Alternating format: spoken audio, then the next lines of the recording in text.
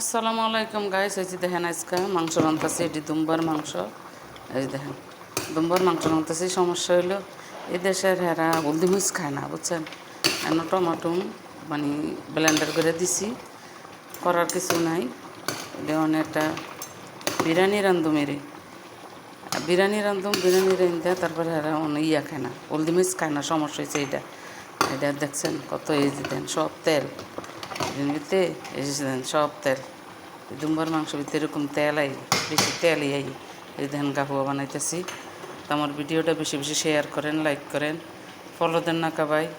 Follow না দিলে কেমনে হইব?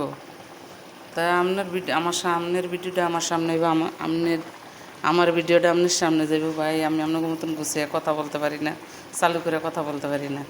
তো গাইজ আমার ভিডিওটা একটু শেয়ার করেন, লাইক করেন। আমি তো সবার ভিডিও শেয়ার করি, লাইক করি, কিন্তু কমেন্ট না করতে পারি না। আমার একটু ভাইরাল করে দেন। আল্লাহ হাফেজ, ভালো থেকে।